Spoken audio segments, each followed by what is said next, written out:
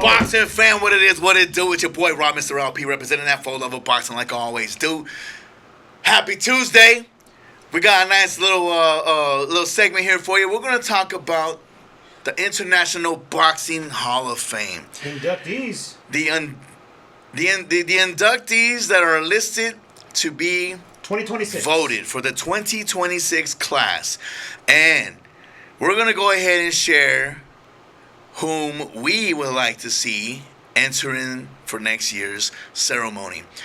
The name that actually is going to be the standout for this particular class is none other than the Kazakhstan great, the former multi... Did he say Kaka?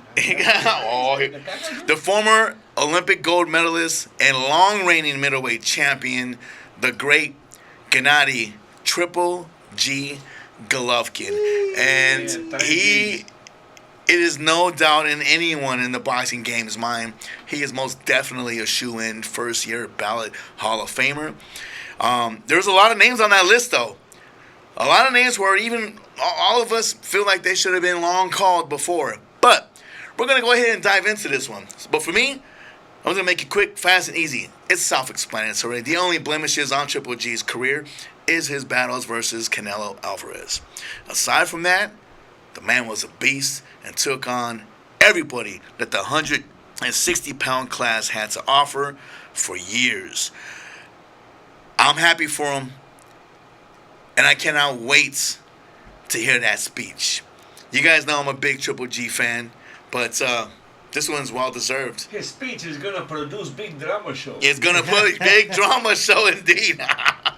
And he's, if you guys, come on, just do a highlight reel Google search on the YouTube. Like, I want to pinpoint a particular fight and this and that. I'm not going to disrespect any of the other guys and stuff, but, hey, man, seriously, the guy has knockout highlight reels, man. He was one of the hardest punchers in middleweight history.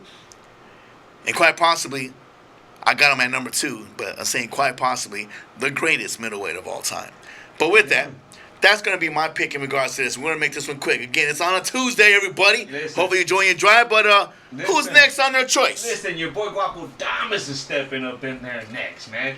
Listen, I saw some of those names that were in there. And for me, I know what you're supposed to be picking one to go up in there in the list. But I can't, man. Estelino Freitas and Joel Casamayor going in together, to me, is such a cool thing because they gave us such a great fight when they threw down in it, man. Both were excellent champions. Both were Latino champions. So big up for both. That was a fun fight, man. And extremely fun competitive fight, bro. I mean, Freitas stayed undefeated after that fight, and that gave Casamayor his first blemish in his career, man. An extremely cool fight. So for me, those are the two fighters that are going into it, which kind of make it super special for me too. I remember that fight growing up, man. That's one of those deals that is definitely living rent free in my brain. Hey, big shout out to Furman, man. Big shout out to Furman because he has me thinking Casamayor. Yeah, he so, actually, I saw on the last time he mentioned Casamayor and his skills and stuff, and a very skilled fighter. But hey, man, good luck in regards to that pick, though. What you're trying to do is kill two birds with one stone with that pick right there. But that'll be awesome. But it's only because, like I said, to me, when I think back of either fighter, that's the fight that pops up in my mind. When we were in Vegas, running into Casamayor, the first thing I wanted to fucking do was get in there and ask some insights about that fight. You know what I mean? That's where it went back to me. Was he at the Hall of Fame? Yeah, he was at the Hall of Fame. Yeah. Hall of Fame, super cool dude, man. Was definitely fan friendly, as you could kind of say. He was very approachable and gave me some good sound bites, and actually had a real cool combo with me, man. So really cool dude. That's awesome. Well, shout out to Casamayor, man. Yep. So I can't disagree with any of your choices. Obviously, those are probably going to be. Triple G's going to go in. I hope Casamayor gets in. I don't even know if this is. I don't think this is first. This is not. It's not, bro. Yeah. So it's not his first. Hey, is it Freitas about the same time, right? They would have retired. Right? I would think so. Oh, you know who else is on this list? Mikey Garcia. Yes. Oh, Mikey Garcia. But this is his second year too.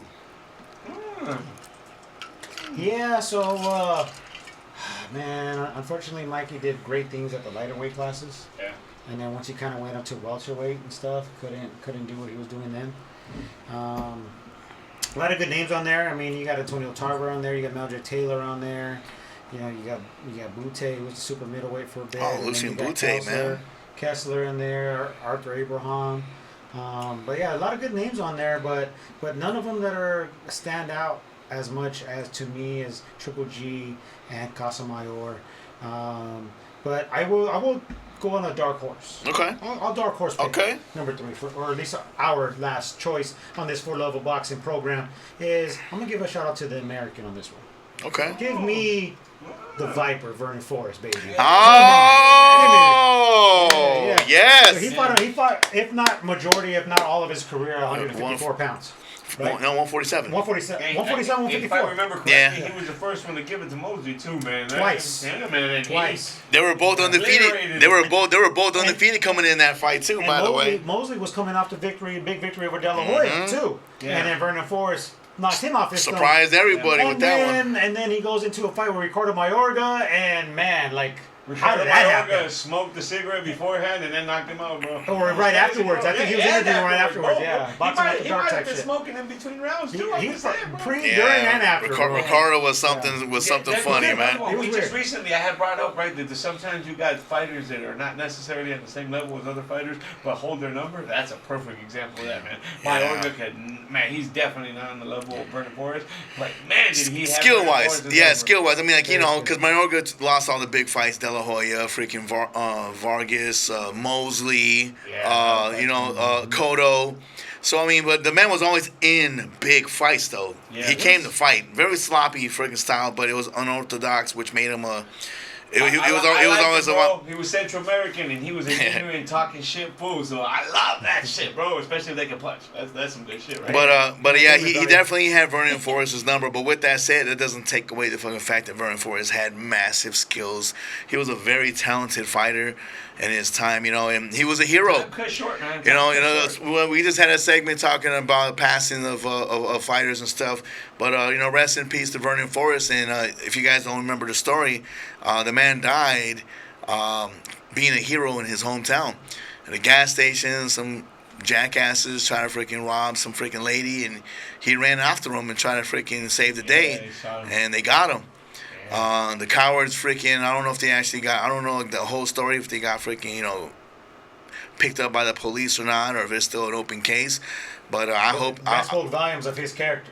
But at the end of it, what it speaks is we're gonna do. The dude was a warrior inside and outside the ring, man. He showed and showcased. He obviously wore his heart on his sleeve, and when he was fighting, because he was a hell of a warrior, and he showed it at his last dying moment, man. And his career that's a probably bummer. wasn't done yet at that time. Oh, he was just he still had- 100%. He wasn't just getting started, but yeah, he was at that His point only where. 2 losses were to Mayorga. No, he lost to Sergio Mora too. Oh, did he?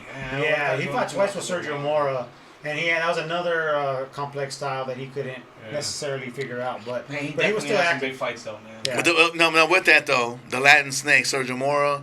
However, what you guys think about him and his commentating skills? He was a very awkward fighter. Not a big puncher, but a lot of mofos couldn't figure out, including Shane Mosley. Yeah.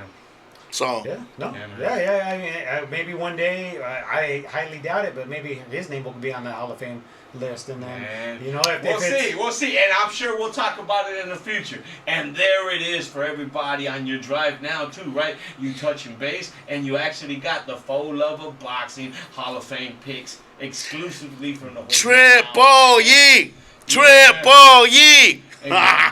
Hey, Triple G is one of the most deserving dudes to be able to go in the way he's going in, and I hope they make it a humongous party for him because he very much deserves it, and he was the face of boxing for a long time too himself. So awesome dude. when they come out with the Single Father of the Year Hall of Fame, I'm a first-time ballot.